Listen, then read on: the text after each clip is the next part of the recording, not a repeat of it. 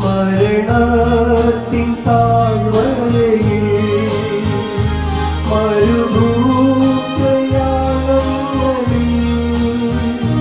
മരണത്തിൻ താഴ്വരയിൽ അവനൊരുവൻ എനിക്കിടയൻ, അവനൊരുവൻ എനിക്കിടയൻ.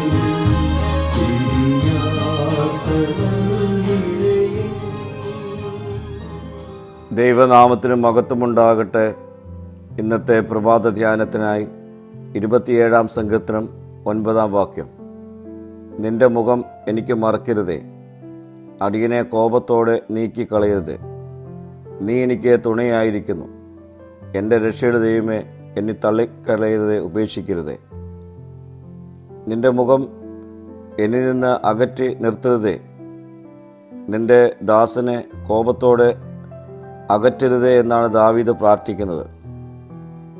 നിന്റെ മുഖത്ത് നിന്നോ, നിന്റെ സാന്നിധ്യത്തിൽ നിന്നോ, നിന്റെ ആരാധന സ്ഥലത്തു നിന്നോ എന്ന് മാറ്റിക്കളയരുതേ എന്നാണ് അപേക്ഷ. ദൈവവും നാമവുമായി വേർപിരിയാൻ സാധ്യതയുള്ള വഴികളിൽ ഒന്ന് ദൈവം നമ്മിൽ നിന്ന് സ്വയം പിൻവാങ്ങുന്നത് അനുഭവമാണ്. മറ്റൊന്ന് ദൈവം നമ്മെ അവൻ്റെ സാന്നിധ്യത്തിൽ നിന്ന് മാറ്റി നിർത്തുന്ന അനുഭവം. ദൈവഹിതത്തിൽ നിന്ന് നാം മാറി സഞ്ചരിക്കുമ്പോൾ നമ്മുടെ ജീവിതം ദൈവനാമം ദുഷിക്കുന്ന അനുഭവത്തിലാകുമ്പോൾ ഇത് ജീവിതത്തിൽ സംഭവിക്കാം. ഇവിടെയാണ് ദാവീദിൻ്റെ അപേക്ഷയുടെ പ്രസക്തി. ദൈവമേ, നിന്റെ മുഖം എന്നിൽ നിന്ന് മാറ്റി എന്നെ അകറ്റി നിർത്തരുതേ. പ്രിയ സ്നേഹിതരെ, ഈ നോമ്പ് നാളുകളിൽ നമുക്ക് ഒരു സ്വയം ശോധനയുടെ അനുഭവമാണ്. നമ്മുടെ ജീവിതത്തോട് തിരിഞ്ഞ് നമുക്ക് നോക്കാം.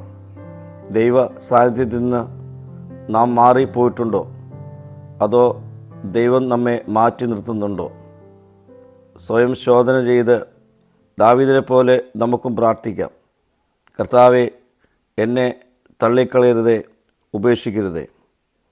പ്രാർത്ഥിക്കാം. കർത്താവേ, നിന്റെ മുഖം എന്നിൽ നിന്ന് മറയ്ക്കാതെ വണ്ണം എൻ്റെ ജീവിതത്തെ ക്രമീകരിക്കുവാൻ കൃപ ചെയ്യണമേ.